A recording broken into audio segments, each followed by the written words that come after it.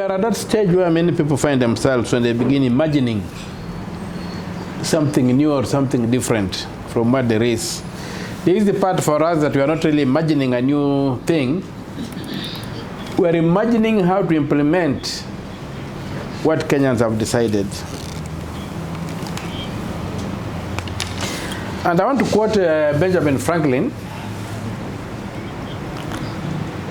part of his final speech at the Constitutional Convention in 1776, when they were just when they just received the Constitution of America. And he said, when you assemble a number of men to have the advantage of their joint wisdom, you inevitably assemble with those men all their prejudices, their passions, their errors of opinion, their local interests, and their selfish views. Franklin thought it impossible to expect a perfect production from such a gathering, but he believed that the Constitution they had just drafted, with all its faults, was better than any alternative that was likely to emerge.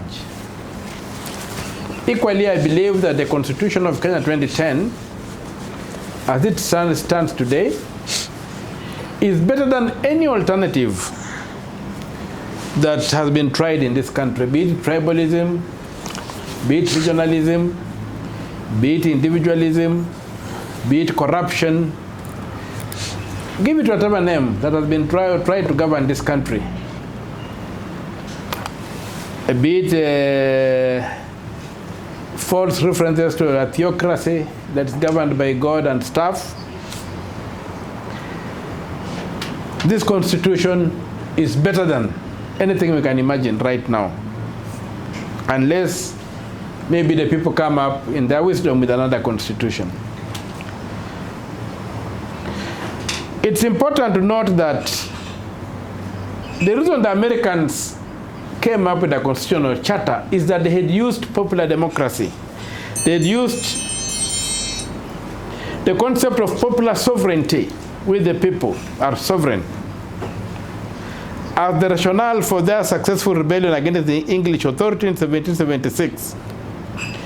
But they had not yet worked out fully the question that has plagued all nations aspiring to democratic government ever since. That is, how to implement principles of popular majority rule, while at the same time preserving stable governments that protect the rights and liberties of all citizens. And that's basically what has been achieved in our Constitution. It retains popular sovereignty, but it says that that sovereignty or sovereign power has to be exercised or shall be exercised only as provided by the Constitution. And our Constitution is both a transformative document and a value-laden document. Its transformative agenda is based on the values that inform the entire body of the Constitution. And these values begin, we have got values of governance in Article 10. If I may just point out a few. We have got the Bill of Rights under Chapter 4.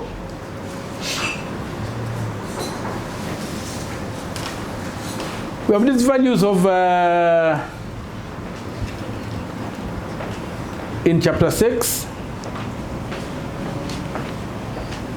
national values and principles of governance. We get these values again coming up in other many documents. Like we have values on public finance in Chapter 12. We have values on the elections in Chapter 7. We have got the principles of public service in Article 232. We have got values under the values on how to control our public money. We have got values on how to make a budget and all those things. The Constitution is very prescriptive because it deliberately sets out to cure certain mischiefs informed by the history of this country. And it limits power, it controls power, it donates power with one hand, but with the other hand, it limits how that power is to be exercised. And there's been a disregard for that by those who get power, and that's where we end. And this brings me to the other issue of the reality of our Constitution. It's neither self-actuating nor is it self-correcting document. It requires the constant attention and devotion of all citizens.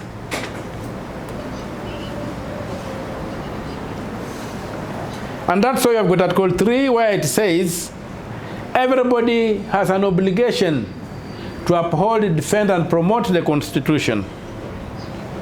We are all called upon to be activists. And I would like again to go back to Benjamin Franklin. There's a story told of him when he was leaving that convention. After he had convinced people to accept the Constitution, there had been a lot of doubts and what have you. It is said that Benjamin Franklin was approached by a group of citizens asking what sort of government the delegates had created. His answer was, a republic if you can keep it. A republic if you can keep it. He did not just say a republic. He said a republic if you can keep it. And the brevity of that response should not cause us to undervalue its essential meaning, which is that democratic republics are not merely founded upon the consent of the people. They are also absolutely dependent upon the active and informed involvement of the people for their continued good health. A republic, if you can keep it. And here we have a country where we call the Republic of Kenya. Can we keep it? And so, all that we are doing is to ensure that we keep Kenya as a republic. And a republic is a government of law. And there I end my dalliance with Benjamin Franklin, and we come back to, could somebody project that structure of government we had? We come back to the exercises that we are trying to achieve in this house today, and that we have been struggling upon to define and understand. So we have come up and said that politics is how things are done. In public governance, in a democracy, the popular sovereignty is largely exercised through politics. And we want politics that can keep Kenya as a republic, because that is what is in our Constitution. Clause 1 of the Constitution that defines Kenya as a republic, Article 4. Kenya is a republic, a multi-party democratic republic. So, and our name is the Republic of Kenya. And our purpose here is to keep Kenya as a republic, as a territory, a people governed by law. And the supreme law is the Constitution. And hence our agenda is to implement the Constitution of Kenya through governance. Is to create a government that can implement the Constitution and govern according to that Constitution, or rather implement the Constitution by governing according to that Constitution. For there's no other way to implement the Constitution other than to govern according to the Constitution. And so people here, many people have sat down and looked at what structure of government is ideal for this country to ensure that Kenya is a republic, that we keep the republic.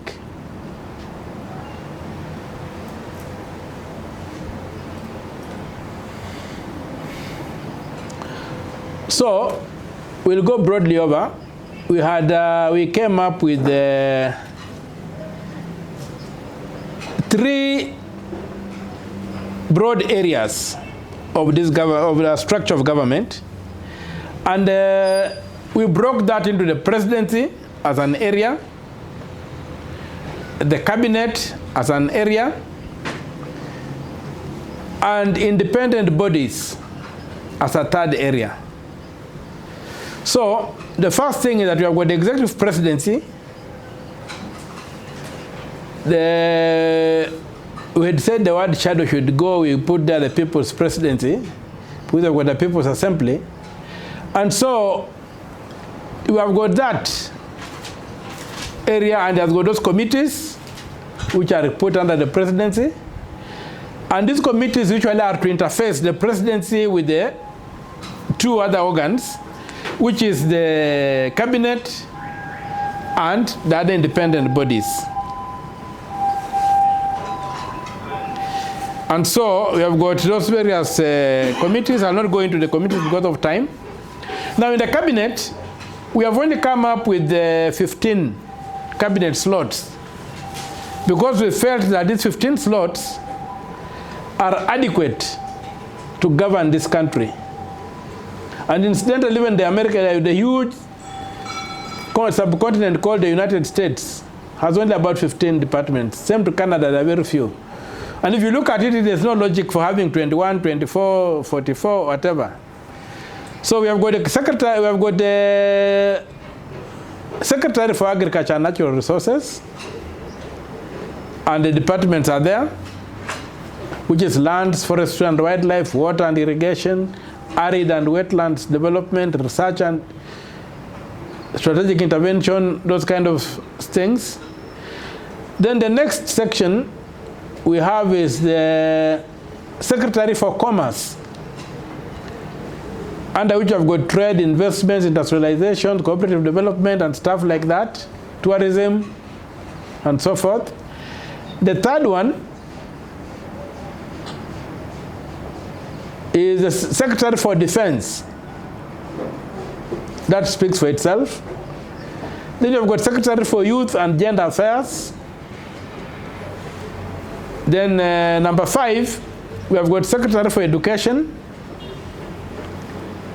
And then number 6, you have Secretary for Foreign Affairs, East African Community, and International Trade. Then number 7, you have got the Secretary for Health and Human Services. At number 8, you have got the Secretary for Infrastructure.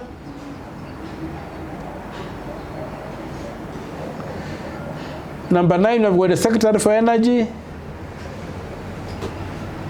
Number 10, you have got Secretary for Home Affairs. Number 11, you have got Secretary for Interior. Number 12, you have got Secretary for Justice and Attorney General. And then you have got Secretary for Labor.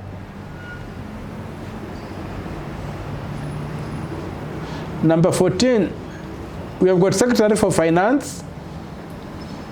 So these are the various departments we have set up. And these departments, one of the things we want to do with the departmentalizing like this and giving them other people to manage, we want to achieve 2 things.